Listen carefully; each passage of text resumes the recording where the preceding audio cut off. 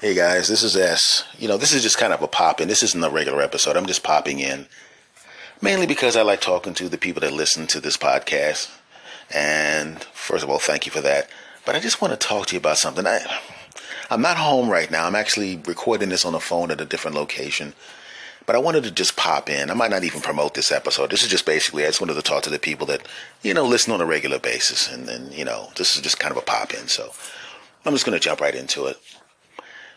Sometimes, and I've noticed this before, people will say things and they'll be very damaging things, and they don't even realize how much damage the thing that they say actually causes. I was at a place, I was having some coffee. I was just sitting there chilling, going from point A to point B, and I'm sitting there listening to this conversation behind me. Yes, I was eavesdropping, so what? Shut up, back to the story. And there was a parent and a child. It was an older parent and a young guy. I mean, maybe in his teens or 20s. The parent sends the young guy to pay for something. He goes and pays for it. He comes back. He hands the money and the product, the food or whatever it was, because I didn't turn my head, to the parent. The parent counts the money. I could hear that. And the parent goes, man, I feel like I'm being ripped off. Now, at the moment, I'm thinking maybe the parent is talking about the price of the food. But in the conversation, it became readily apparent that the parent was implying that maybe the child, the young man that was sent to get the food had ripped off the parent. And I could hear the young guy going, oh, the whole time as the parent goes on his little semi-rant, right? And the young guy explains, okay, listen, Dad, it costs this to get the food, right? Yeah. Okay, and this is your change, correct? Yeah. Add the price of the food to the change and you'll get the same number, which means you weren't ripped off. I didn't hold back any money. It's just what it costs. Parent counts again, does the math again, counts again, does the math again, and doesn't even go, oh, he just changes the subject.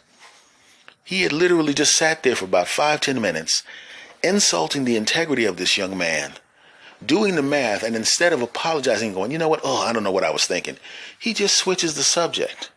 And I kind of looked into the mirror, into the window, to look at the kid's face, and I could see him looking at his parent as if to say, so you're not going to say sorry about that? Parent, nope, wasn't going to do it. Right? Now, had I gotten up in the middle of the parent's rant about what happened there, I would have literally thought that this kid was ripping off his parent. I can't believe this dude ripped off his dad, man. Let me just go to the counter. Would you do palm $5? That's not good. But I did stay for the whole thing. Yes, my coffee was almost empty, and I made sure that coffee lasted until the conversation ended. Yes, I was eavesdropping, so what? Shut up, back to the story. But had I left early, I would have thought this kid ripped off the parent. We'll now go to another story. Right? A guy is dating a lady. Right? Okay, let me stop fronting. The guy's me, okay? All right, I'm admitting it. Dating a lady. Okay? I'm about to act like it's somebody else. Let me stop fronting. Y'all been listening to me long enough. I don't got to do that garbage anymore. This guy, me, was dating a lady. And they're having it's an okay relationship, not super happy, not super sad, just a regular two people in a relationship going about their lives. Having a bit of an argument. And I shouldn't even call it an argument. It's really more like a disagreement. Nothing major. You ever been cut off in traffic by somebody? They didn't really come close to hitting your car, but it annoyed you a little bit, and you go, oh, come on, man. And then you forget about it 30 seconds later. I'm thinking it's about that level. And we go from just what I considered a minor disagreement, to her going, you never listen to me, which is not the case. Right? And I'm thinking it's not a big deal. It's this kind of thing that you say when you're exasperated, when either the argument isn't being resolved, or you're losing an argument, or it's just going on too long. And then I said, no, listen to you. What are you talking about? I mean, I tried to be romantic. I love the sound of your voice, which I did. Not on this particular occasion, but under normal circumstances, I did. She didn't allow that romantic crap. Oh, no, she didn't allow that crap. No, she goes, you never listen. And she starts rattling off a whole bunch of mean stuff. And people are looking at us, right? Because we're in the elevator. right? And she's like, you never listen. And then when we get out of the elevator, people are looking at me as if I was like, well, that guy's a real piece of crap. He never listens to his girlfriend. What a scumbag. They're looking at me like, you bum, which is not the case. I did listen to her. She was just annoyed right now. We get out of the elevator, we're walking to the car, and she goes, you know what? If you don't start listening to me, I'm just going to start seeing other people, because maybe one of them will listen to me. Now, that's not the kind of thing you say. Now, if you're a married couple, you don't threaten to divorce your spouse. If you're dating someone, you don't threaten, I'm going to see somebody else. If you don't do that. It's not cool. But after that, she kept saying lots of things like that on a regular basis. And after a while, when you hear crap like that on a regular basis, you start to think, maybe this relationship isn't what I thought it was. And then I started to notice that she would say these things in front of her friends. Now, the people in the elevator didn't know that I listened to her and that I'm a good listener and that people tell me that I'm a good listener. They didn't know that. They just know what they heard in the elevator. So as far as I'm concerned, those people walked away thinking, that guy never listens to his girlfriend. And then she would say those things in front of her friends.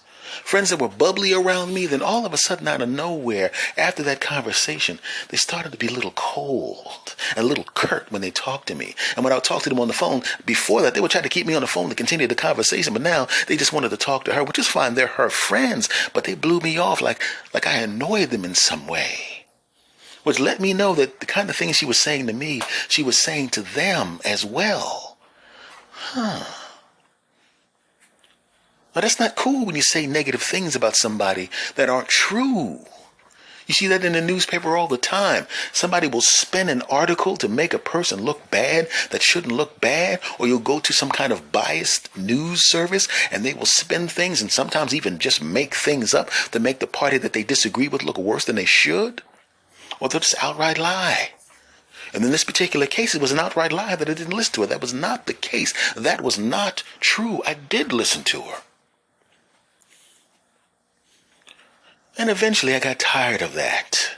I got tired of I'm going to see somebody else if you don't listen. I'm going to see somebody else if you don't get here early. One time she threatened to break up with me because I showed up 7 minutes late with the food. 7 minutes. You're not considerate, okay? If I'm dating somebody else, I bet they show up at 6 o'clock instead of 6:07, really? You think that no other human being, no other dude your date's going to get caught in minor traffic on the way to the house?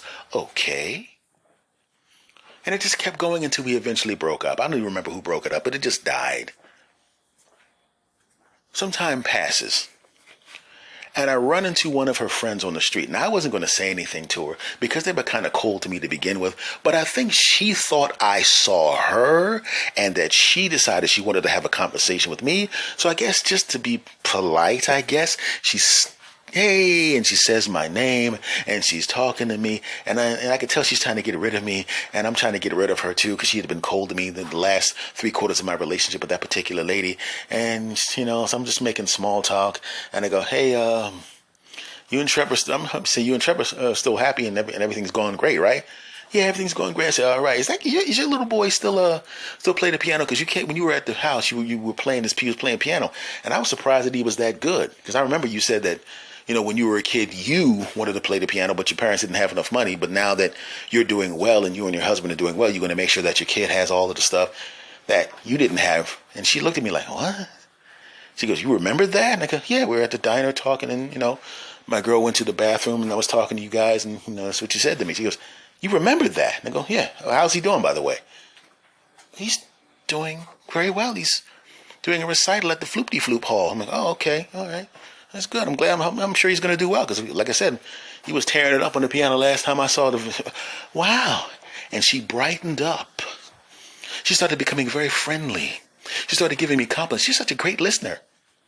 And she said those words out of her mouth and it kind of froze up. And I could tell she said, you're such a great listener because I am a pretty good listener. And it went against what she was told. And I could see the look on her face. And it was a little bit of an anger, but it wasn't an anger directed at me. She was thinking about, and she was friendly to me. And then she goes away. It was a pleasure seeing you again. And her husband's across the street and he runs across. I waved to him. He's looking at me like, ugh. right? So obviously he knows if his wife's mad at me, he's got to be mad at me. And I see her talking to him, and she's making hand motions and all that kind of crap, and pointing to me, and she's looking at her, and she's looking at him, and he's looking at me, and I can see him go, really? I couldn't remember, I couldn't read his list, but I saw the really. And then he goes, and then he smiles. And he smiles at me, and he goes, all right, he gives me the thumbs up. And they're both looking at me as they get into the car. Now, apparently what they started to do, because they still have the same circle of friends, basically, is I guess the word went around that I'm not a piece of crap. And as I traveled through that area, I didn't realize how many of her friends had traveled through the same stores that I went to. Apparently, they had been seeing me in the stores and avoiding talking to me because I was the non-listening piece of crap guy. And then when they found out that I was not that guy, all of a sudden all of her friends, whenever I would run across them, would yell my name across the street, come over and hug me and stuff because they used to like me. As it turns out, she kind of fell out with that group of people. I don't know whether or not she just left or moved or some job or whatever. I really don't care. But they were all still there. And I had the same phone number. I started getting phone calls. Hey, man, she said you did this, that you were not listening, that you were inconsiderate, and that you always showed up late for things and all, and that you did the biggie. But when I just talked to her, and I said the lady's name, well, I met the first lady in the story. And again, she told me that you're nothing like that, and that you're a good guy, and biggie. And I started running into these people and having conversations, and it just goes to show you sometimes the things that come out of a person's mouth, if they're not true, damage people. Like I said, newspaper article that's not true can damage somebody, can damage their reputation. They're accused of something they didn't do, bam, and then all of a sudden when it comes time to clear their name, they get a little blurb 5 pages in underneath the sports page by the horoscope. Right? Like I said, had I left that diner early, I would have thought that young man was a kind of piece of crap that would steal from his own father. What a piece of crap. Those people in the elevator probably going, what a scumbag that guy is. Got that beautiful girlfriend he don't even listen to. If I had a woman like that, I'd listen to her. He's such a piece of crap. Look at that guy, right? And I had a whole group of people who disliked me so much for an attribute that I don't have that I didn't know I was literally living among them, going to the same stores that they went to, and they saw me and avoided talking to me based on an attribute that I don't have. It's important to remember not to say things about people that aren't true. That's why I make it a point to be very, very careful when I talk about somebody, especially if I'm upset with them. If I'm upset with somebody, I am not going to call you out of your name. I'm not going to say horrible things about you. I'm definitely not going to complain and vent to somebody about you and say things that absolutely didn't happen. We just have to be very, very careful sometimes with the things we let slip out of our mouths. Even to this day, that girlfriend was horrible to me near the end, and I won't say anything about her that's negative. I know I'm talking about this, but if you notice, I'm talking about the things she said, not the things she did, because that would be wrong, right? And that's the message in this little pop-in, my friends. Don't be mean.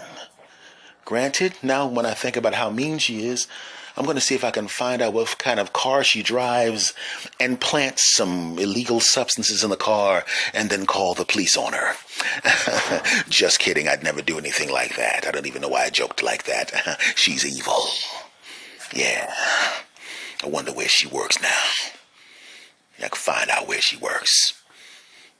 I can do a really good impression of her voice, too. I did an impression of her voice that was so good it fooled her parents. And then I felt bad about it because they're like, and another thing. Well, I didn't feel that bad about it because they said a lot of nice stuff about me. That boyfriend is a real cutie. He's a sweetheart. And I'm like, I said, thanks. Huh? Were you on the line? Yeah, definitely. I'm not doing an impression of your daughter to amuse her.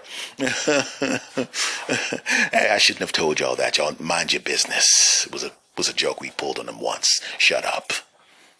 But if I could still do that impression, find out where she works, I can call him up. Hey, this is you know who, yeah. And I just want to say right now that my boss is a piece of crap and he can kiss my butt and he's cheating with the secretary. Where's his wife's phone? Let me give her hello, wife of the boss. Yeah, he's cheating with the secretary. Yeah, and then do some stuff like that. Yeah, get even with her and teach her. Oh, I mean, I would not do that. That would be wrong. Don't judge me. Shut up. But in all seriousness, we have to make sure that we don't use our tongue as a weapon. And that we realize that there are other people in the world and we need to show them consideration. So, let's all do that. You dig? Cool.